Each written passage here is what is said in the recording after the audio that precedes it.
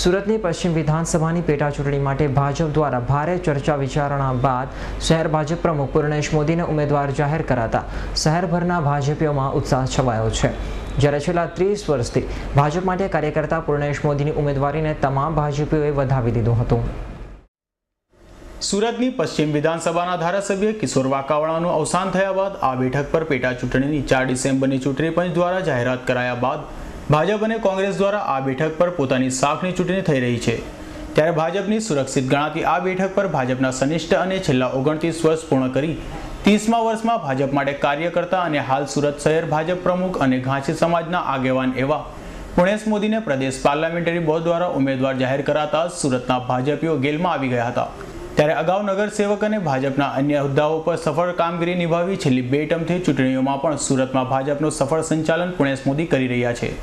ત્યારે પૂર્ણેશ મોદી સાથે પશ્ચિમ વિધાનસભાની બેઠક પર હેમાલી બોધાવાલાનું પણ નામ ભારે ચર્ચામાં હતું। જો કે પૂર્ણેશ મોદીની ટિકિટ મળી હોવા છતાં પણ તમામને તેમને આવકાર્યા હતા।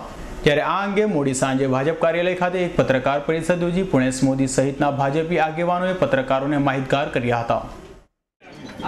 167 પશ્ચિમ વિધાનસભાની ચૂંટણીમાં ઉમેદવાર તરીકે ભારતીય જનતા પાર્ટીના ઉમેદવાર તરીકે મારી પસંદગી થઈ છે। બદલ ભાજપ મવડી મંડળના તમામ આદરણીય નેતાશ્રીઓ અમારા માનનીય શ્રી નરેન્દ્રભાઈ મોદી સાહેબ, આદરણીય ફળદુ સાહેબ, આદરણીય ભીખુભાઈ, આદરણીય ભરતસિંહજી, આદરણીય શંકરભાઈ, આદરણીય વિજયભાઈ રૂપાણી, માન્ય શ્રી ભરતભાઈ પંડ્યા, અમારા નિરીક્ષકશ્રીઓ માન્ય શ્રી મંગુભાઈ પટેલ, ભાવનાબેન દવે તેમજ અમારા પ્રભારી મંત્રી આદરણીય શ્રી આનંદીબેન પટેલ અને તમામ અમારા સુરત મહાનગરના સંકલનના હોદ્દેદારશ્રીઓ બધાએ ઉમેદવાર તરીકે મારી પસંદગી કરી છે। એ બદલ હું એમનો ઋણી છું, આભાર વ્યક્ત કરું છું।